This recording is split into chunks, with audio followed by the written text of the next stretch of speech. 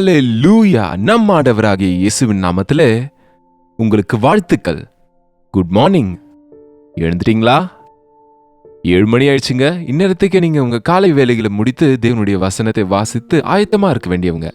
சரி வாங்க, இன்றைக்கு ஞாயிற்றுக்கிழமையில உயிர்த்தெழுதலின் நாள். ஆண்டவருடைய வசனத்தை தியானிப்போம். பரிசுத்தர் எமக்கு நன்றி ஆண்டவரே, எங்களுக்காய் நீர் மீண்டும் எழுந்தீர் என்று, மரித்து மீண்டும் எழுந்தீர் என்று, பிசாசை ஜெயித்து, பாதாளத்தை ஜெயித்து, நரக சக்திகளை அழித்து, பாவத்தை ஜெயித்து, பரிசுத்தராக எங்களுக்காக நீர் ஜீவனோடு இருக்கிறீர் என்று, எங்களை எல்லா விதத்திலும் காப்பாற்றுகிற தேவனாயிருக்கிறீர் என்று நம்புகிறோம். உயிர்த்தெழுந்தவராகிய உம்மை இப்படியாக ஆராதிக்கும்படியாக எங்களுக்கு வாரம் வாரம் நீர் கொடுக்கிற வாய்ப்புக்காக உமக்கு நன்றி செலுத்துகிறோம். இன்னொரு முறை உடைய ஆலயத்துக்கு போகிறதற்கு முன்பாகும் வசனத்தை தியானிக்கையில் எங்களோடு பேசும்படிக்கு கிறிஸ்துவின் நாமத்தில் ஜெபிக்கிறோம் நல்ல பிதாவே, ஆமென். ஞாயிற்றுக்கிழமைங்க ஆலயத்துக்கு போறீங்களா? உலகளாவிய அளவில் ஞாயிற்றுக்கிழமை விடுமுறை நாளாக இருக்கிறது. அது தேவனின் ஏற்பாடு. சில கண்ட்ரீஸ்ல மட்டும் ஃப்ரைடே ஆவது இல்லை மற்றொரு நாளாக இருக்கலாம். ஆனா எதுவானாலும் வாரத்துக்கு ஒரு நாள் தேவனோடு செலவிடணும்னு, தேவனை ஆராதிக்கணும்னு, தேவனிடத்துல ஆனந்திக்கணும்னு தேவன் இந்த நாளை ஏற்படுத்தி இருக்கிறார்.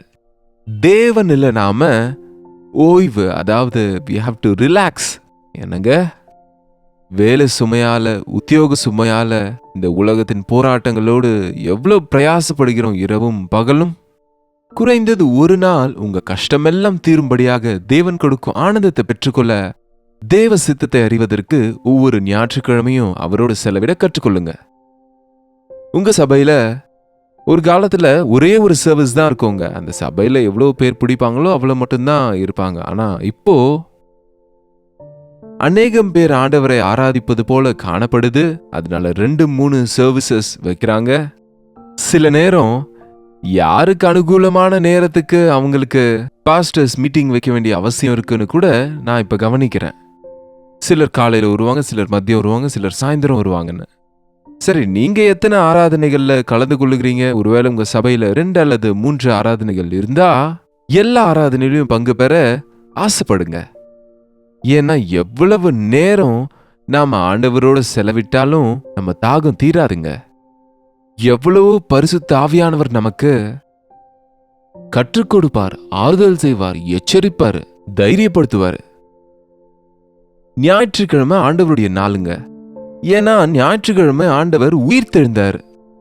ஏசு ஆண்டவர் உயிர்த்தெழுந்த பின்பு அநேகருக்கு காணப்பட்டார். 13 வித்தியாசமான இடங்கள்ல 500க்கும் மேற்பட்டவர்களுக்கு, அத்தனை பேருக்கு வித்தியாசமான 13 அக்கேஷன்ஸ்ல அவர்களுக்கு தன்னை தான் காண்பித்து அவர் உயிர்த்தெழுந்தவர் என்று நிரூபித்ததாக நாம பரிசுத்த வேதத்துல வாசிக்கிறோம். இன்றைக்கு நீங்க உறுதியா இருக்கீங்களா ஆண்டவர் உயிர்த்தெழுந்தவர் என்று? ஈஸ்டர் இன்னும் வரலையேங்க என்பது போல இன்னும் இது ஒரு கதையாகவே உங்களுக்கு இருக்கா? அல்லது உயிர்த்தெழுந்த இயேசுவோடு ஒரு உறவு, உயிர்த்தெழுந்த இயேசுவின் வார்த்தைகளை கேட்க நீங்க ஆசையோடு இருக்கிறீங்களா? ஒரு முறை யோவானின் சுவிசேஷம் 20ஆம் அதிகாரம் 19ஆம் வசனம் பாருங்க. ஞாயிற்றுக்கிழமை சாயங்காலம் சீஷர்கள் யூதர்களுக்கு பயந்ததினால் கதவுகள் பூட்டியிருக்கையில், என்னங்க, ஏசாண்டவர் உயிர்த்தெழுந்தார், அவருடைய சரீரம் கல்லறையில் இல்லை, கல்லறையின் கல் புரட்டப்பட்டிருக்கு, நான் ஆண்டவரை கண்டேன் என்று மகதலேனா மரியாள் சாட்சி கொடுத்தாங்க. சீஷர்கள் இயேசு அங்கே இல்லை என்று போய் பார்த்து எல்லாம் பார்த்த பிறகும் கூட இன்னும் அவங்க யூதருக்கு பயப்படுகிறாங்க, தேவனுக்கு பயப்படலைங்க. ஐயோ, அந்த கல்லன் சொன்னான், நாமும் இதே தண்டனையில் இருக்கிறோமே, நீ தேவனுக்கு பயப்பட மாட்டாயா என்று. தேவனுக்கு பயப்படுகிறவன் மனுஷங்களுக்கு பயப்பட மாட்டான், மனுஷங்களுக்கு பயப்படுகிறவன் தேவனையே பக்கத்துல வச்சுட்டான்னு அர்த்தம். இன்னமும் யூதர்களுக்கு பயந்து வீட்டு கதவுகளை பூட்டி கொண்டு அழுது கொண்டு இருக்கிறாங்களோ, கலங்கி போயிருக்கிறாங்களோ, என்ன எங்களுடைய வருங்காலம்னு. எத்தனையோ பேர் இன்றைக்கும் கூட ஞாயிற்றுக்கிழமை ஆலயத்துக்கு போயிட்டு வந்தோம்னு சொல்லுவாங்க. ஆனா சாயங்காலம் கதவை பூட்டி கொண்டு மூவிஸ் பார்க்கறவங்க, சீரியல்ஸ் பார்க்கறவங்க அல்லது மார்க்கெட் போகிறவங்க நேரத்தை வீணடிக்கிறாங்க. ஞாயிற்றுக்கிழமை ஆலயத்துல மட்டும் இல்லைங்க, உங்க வீட்டுல கூட தேவன் உங்களோடு பேசுவார். உங்க வீட்டுக்கு வரணும்னு ஆசைப்படுறாருங்க. ஞாயிற்றுக்கிழமை ஆலயத்துக்கு போன எல்லார் வீட்டுக்கும் ஆண்டவர் ஹவுஸ் விசிட்டிங்ஸ்க்கு பாஸ்டர்ஸ் வராவிட்டாலும் ஆண்டவரே ஒரே நேரத்துல எல்லார் வீட்டிலும் இருக்கக்கூடிய அவ்வளவு பெரிய தேவன் இல்லைங்க. அவருடைய சமூகம் உனக்கு முன்பாக செல்லும் என்று அவர் சொல்லியிருக்கிறார்ல. அந்த சகையை பார்த்துட்டு போலான்னு வந்தா இன்றைக்கு நான் உன் வீட்டில் தங்க வேண்டி இருக்கு என்று சொன்னார்ல. இந்த வீட்டுக்கு ரட்சிப்பு வந்தது என்று சொன்னார்ல. சரி, உங்க வீட்டுல ரட்சிப்பு வந்துதா? உங்க வீட்டுல எல்லாரும் ஆலயத்துக்கு போகிறாங்களா? சிலர் தான் போறீங்களா? ஆண்டவர் சமூகத்துக்கு போயிட்டு திரும்ப அவருடைய பிரசன்னத்தை நீங்க கொண்டு வந்தா, நீங்க ஞாயிற்றுக்கிழமை சாயங்காலம் உங்க வீட்டுல குடும்ப ஜெபம் வச்சுக்கொள்ளுங்க. சில சர்ச்சஸ்ல காட்டேஜ் மீட்டிங்ஸ் இருக்கும், எங்க சர்ச்ல ஸ்ட்ரீட் மீட்டிங்ஸ் இருக்கும். ஏதோ ஒரு இடத்துக்கு போயிட்டு தேவனுடைய வசனத்தை திரும்பவும் தியானிப்பதற்கு, தேவனுடைய அன்பை பிரசங்கிப்பதற்கு ஞாயிற்றுக்கிழமை முழுசும் பயன்படுத்தணும். அதுதான் தவிர ஞாயிற்றுக்கிழமை ஆராதனை முடிஞ்சதும் திரும்ப உலக ரீதியாக பயந்து உலக காரியங்களுக்கு ஈர்க்கப்பட்டு உலகத்துக்கு பயந்து அதுக்கு அடங்கி போகிறவங்களா இருக்கக்கூடாது. அப்படி இருந்தபோது என்ன செய்தார் ஆண்டவர்? உள்ளே வந்து நடுவே நின்று உங்களுக்கு சமாதானம் என்றார். கதவு பூட்டி இருக்கும் போதே ஆண்டவர் உள்ளே வந்து உங்களுக்கு சமாதானம் உண்டாவதாக, நீங்க இன்னும் கலக்கமா இருக்கிறீங்க, நீங்க இன்னும் அவிசுவாசத்தோட இருக்கிறீங்க என்று அவர் தன்னைத்தான் வெளிப்படுத்தினார். இதோ என்னுடைய காயங்கள் பாருங்கள் என்று அவருடைய கைகளையும் அவருடைய கால்களையும் அவர்களுக்கு காண்பித்த போது, தம்முடைய கைகளையும் விழாவையும் அவர்களுக்கு காண்பித்தார். சீஷர்கள் அவரை கண்டு சந்தோஷப்பட்டாங்க, உறுதிப்படுத்தி கொண்டாங்க. இயேசு மறுபடியும் அவர்களை நோக்கி உங்களுக்கு சமாதானம் உண்டாவதாக, பிதா என்னை அனுப்பினது போல நானும் உங்களை அனுப்புகிறேன் என்று சொல்லி அவர்கள் மேல் ஊதி பரிசுத்த ஆவியை பெற்றுக்கொள்ளுங்கள் என்று சொன்னார். ஹல்லேலூயா! ஆண்டவர் உயிர்த்தெழுந்த பின்பும் கூட நம்மை சந்தித்துக் கொண்டே இருக்கிறாரு. நமக்கு ஒரு வேலையை கொடுத்திருக்கிறார், நமக்கு ஒரு கடமையை கொடுத்திருக்கிறாருங்க. நாம சமாதானமா இருக்கணும் முதல்ல. ரெண்டாவது, நாம பரிசுத்த ஆவியானவரை பெற்றுக்கொண்டு பரிசுத்த ஆவியின் வல்லமையோடு ஆண்டவராகிய இயேசு கிறிஸ்துவனுடைய சாட்சியை எல்லா ஜனங்களுக்கும் அறிவிக்கணும். சகல ஜனங்களுக்கு முன்பு நம்ம சாட்சிகளா நிற்கணும். அவருடைய சுவிசேஷத்தை உலகமெங்கும் போய் சகல சிருஷ்டிக்கும் பிரசங்கிக்கணும். அவ்வளவு பெரிய கடமையை நமக்கு கொடுத்திருக்கிறாரு. ஆனா இயேசாண்டவர் வந்தபோது அங்கே 10 பேர் தான் இருந்தாங்க. அந்நேரத்துக்கே யூதாஸ் தூக்கு போட்டு கொண்டான். தோமா எங்க போனாரோ தெரியல. அவர் அங்கே வந்தபோது 10 பேர் தான் இருந்தாங்க. இயேசு வந்தபோது 12 ஒருவனாகிய திதிமு எனப்பட்ட தோமா என்பவன் அவர்களுடனே கூட இருக்கவில்லை. ஒரு நாள் சர்ச் மிஸ் ஆனா என்ன? ஒரு நாள் ஜெப நேரத்தை அலட்சியப்படுத்தினா என்ன நினைக்கிறீங்களா? இப்படிப்பட்ட மேன்மையான அனுபவங்களை நீங்க இழந்து போவீங்க.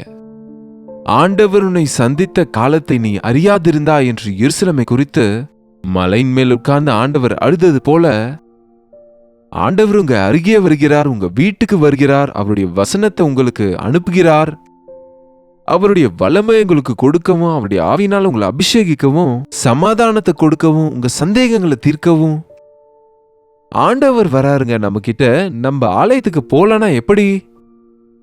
சபை நடந்து கொண்டிருக்கும் போது அநேகர் இன்றைக்கு சபை நடுவுல போன் எடுத்து அவங்க பின்னால உட்கார்ந்து கொண்டு குனிந்து கொண்டு ஏதோ பைபிள் பார்ப்பது போல தேவனுடைய வார்த்தையை கேட்காம கொஞ்ச நேரமானாலும் வேறு சிந்தையா இருந்தா உங்களுக்கு தேவையான வார்த்தைய தரிசனத்தை இழந்து போவீங்க. நீங்க ஆலயத்துக்கு போகும்போது நீங்க உன் கண்கள் அங்கே இங்கே பாராமல் நேராய் நோக்க கடவது, உனக்கு முன்பாக செவ்வையாய் பார்க்க கடவது என்று நீதிமொழிகள் இருக்கு. நம்ம ஆலயத்துக்கு போகும்போது அதை பார்ப்பது, இதை பார்ப்பது, இவங்களை பார்ப்பது, அவங்கள பார்ப்பது என்பது கூடாதுங்க. இயேசுவின் பக்கம் பார்க்க கற்றுக்கொள்ளணும். பாஸ்டரை நோக்கி பார்க்காதீங்க, ஆண்டவரை பாருங்க. ஆண்டவர் என்னோடு என்ன பேசுவார் என்று ஆவலோடு இருங்க. தயவு செய்து ஜெபம் என்ற உடனே அநேகர் எல்லாரும் கண்களை மூடி இருக்கிறதுனால நம்ம எழுந்து போகலாம் என்று அந்த நேரத்துல சபையிலிருந்து வெளியே போவது, அந்த நேரத்துல ரெஸ்ட் ரூம் போவது, அந்த நேரத்துல டீ குடிச்சிட்டு வர போவது, அந்த நேரத்துல யாரிடத்திலாவது போன் பேசுவது, இப்படி போன்ற கெட்ட பழக்கங்களை இப்படிலாம் சொல்லணுமா? ஆனா இதை விட பயங்கரமான தப்பான வேலை இல்லைங்க. ஆண்டவரை அலட்சியப்படுத்தி நீங்க உலகத்தின் பக்கம் அல்லது உங்க தேவைகள் பக்கம் நீங்க வெளியே போகும்போது, அவர் எனக்கு முன்பாகவே கடந்து போனார், ஆனால் நான் அவரை பார்க்க முடியவில்லை என்ற யோபுவை போல அநேக நேரம் உங்களை ஆசீர்வதிப்பதற்கு உங்க லைன்ல வரும்போது நீங்க அங்க இல்லாவிட்டா உங்க ஆசீர்வாதங்கள் போய்விடும். 10 பேரோடு கூட அங்க தோமா இல்ல. எங்க போனாரோ, எந்த வேலையா போனாரோ, எதற்கு போனாரோ தெரியாது. இவங்க அவர் வந்த உடனே சொன்னாங்க, தோமா தோமா, நாங்க ஆண்டவரை பார்த்தோம், இங்க நடுவே வந்தார் என்று. அவர் உயிர்த்தெழுந்தார், அவர் காயங்களை பார்த்தோம் என்று அவங்க எல்லாரும் 10 பேரும் சந்தோஷமா சாட்சி கொடுத்துட்டு இருந்தா, தோமா என்ன சொன்னாருங்க? அதற்கு அவன், அவருடைய கைகளில் ஆணிகளினால் உண்டான காயத்தை நான் கண்டு அந்த காயத்திலே என் விரலை விட்டு என் கையை அவருடைய விழாவிலே போட்டாலொழிய விசுவாசிக்க மாட்டேன் என்றான். பெரிய அனுபவத்தை இழந்தது மட்டுமல்லாம அவிசுவாசத்துக்கு இடம் கொடுத்தான். நீங்க எத்தனை பேர் சொன்னாலும் தனிப்பட்ட விதத்துல நான் பார்க்காவிட்டா நம்ப மாட்டேன். ஒரு விதத்துல இது நல்லதுதான். யாரோ சொன்னதுனால நீங்க ஏசாண்டவரை நம்புவதில்லைங்க. நீங்க இயேசு கிறிஸ்து நல்லவர் என்று ருசி பார்த்து அறிந்து கொள்ள வேண்டும். ஏசாண்டவர் பெரிய தேவனா, நல்ல தேவனா, சுகப்படுத்துவாராம், நேசிக்கிறவராம் என்கிற அதுவாம் இதுவாம் என்ற பக்தி இல்லைங்க. அவர் உண்மையுள்ள தேவன் என்று நான் அறிவேன். அவர் என்னை சுகப்படுத்தி இருக்கிறார், அவர் என்னை மன்னித்தார், அவர் எனக்கு விடுதலை கொடுத்தார் என்று நாம சொல்லக்கூடிய அளவுல முகமுகமாய் தேவனை நாம எதிர்கொள்ளணும். அப்படிப்பட்ட சந்தர்ப்பங்களை நாம இழந்து போக கூடாது. தேவாலயத்துல தேவ பிள்ளைகளோடு இருக்கும்போது தேவன் நம் நடுவே இருக்கிறார். நீங்க தனிமையில உங்க கதவை பூட்டி அறைக்குள்ள நீங்க செபிக்கும் போது உங்க ஜெபத்தை கேட்கிற ஆண்டவர் உங்களோடு பேசுவதற்கு ஆவலோட இருக்கிறார். அப்படிப்பட்ட அனுபவத்தை பெற்றிருப்பது ரொம்ப முக்கியங்க. சரி, 10 பேர் நம்பினாங்கள, ஒருத்தர் நம்பலனா எனக்கு என்ன என்று விட்டுட்டாரா ஆண்டவர்? இல்லங்க. 8 நாளைக்கு பின்பு அவருடைய சீஷர்கள் வீட்டுக்குள்ள இருந்தார்கள். தோமாவும் அவர்களோட கூட இருந்தான். கதவுகள் பூட்டப்பட்டிருந்தது. அப்போது இயேசு வந்து நடுவே நின்று, உங்களுக்கு சமாதானம் உண்டாவதாக என்றார். மறுபடியும் 8 நாட்களுக்கு பின்புனா அடுத்த ஞாயிற்றுக்கிழமை, அதாவது ஈஸ்டருக்கு அடுத்த ஞாயிற்றுக்கிழமை. அந்த வாரம் முழுவதும் அவன் அவிசுவாசியாக தான் இருந்தான். அந்த வாரம் முழுவதும் அவனை யாரும் கன்வின்ஸ் பண்ண முடியாம போயிடுச்சுங்க. திரும்ப இந்த முறை ஞாயிற்றுக்கிழமை எந்த வேலையும் வச்சுக்காம தேவ சமூகத்துல இருந்தாரு, சீஷர்களோட இருந்தாரு. ரொம்ப முக்கியங்க. விசுவாசிகளோடு நாம இருக்கும்போது தேவன் நம்மோடு பேசுவார். தேவாலயத்தில் இருக்கும்போது தேவன் நம்மோடு பேசுவார். அவ்விசுவாசிகளோடு பிணைக்கப்பட்டிருக்கும் போது நீங்க தேவனுடைய குரலை கேட்க முடியாது, உணர முடியாது. தேவ பிள்ளைகளோடு உறவாடுங்க. ஞாயிற்றுக்கிழமை தேவ சமூகத்துல நேரம் செலவிடுங்க. திரும்ப ஒரு தோமாவிற்காக ஆண்டவர் திரும்ப வந்தார். திரும்ப வந்து அவர்களிடத்துல உங்களுக்கு சமாதானம் உண்டாவதாக என்று எவ்வளவு அருமையா, எவ்வளவு அன்பா தோமா மேல அவர் வெறுத்து போகாம, அவனுடைய அவிசுவாசத்தால் அவனை புறக்கணிக்காம தோமாவை நோக்கி, நீ உன் விரலை இங்கே நீட்டி என் கைகளை பார், உன் கையை நீட்டி என் விழாவிலே போடு, அவிசுவாசியா இராமல் விசுவாசியா இரு என்றார். இன்னும் இன்றைக்கு யாராவது உங்களில் அவிசுவாசத்தோடு இருக்கிறீங்களா? நம்முடைய இயேசாண்டவருடைய சிலுவை மரணம் உயிர்த்தெழுதலை இன்னமும் நம்பாதவங்களா இருக்கிறீங்களா? அவர் நிஜமான தேவன் என்று, உயிர்த்தெழுந்தவர் என்று அறியாதவங்களா இருக்கிறீங்களா? ஆண்டவரே, உம்மை நீர் நிரூபித்தது போல எனக்கு தரிசனம் கொடுங்கன்னு என் மனசாட்சி என் வாழ்க்கையில அங்கீகரிக்கும்படிக்கு உம்முடைய மகத்துவத்தை காண்பீங்கன்னு கேளுங்க. ஆண்டவரே, உங்க மகிமையை காண்பீங்கன்னு கேளுங்க. ஆண்டவரே, என்னை தொடுங்கன்னு கேளுங்க. சும்மா பூம்பு மாட்ட போல நம்புறன்னு தலையாட்டினா போதாதுங்க. நம்புனா அற்புதங்கள் நடக்கும். நம்பிக்கை இல்லாவிட்டா கேட்டு தெரிந்து கொள்ளுங்க ஆண்டவர் இடத்துல.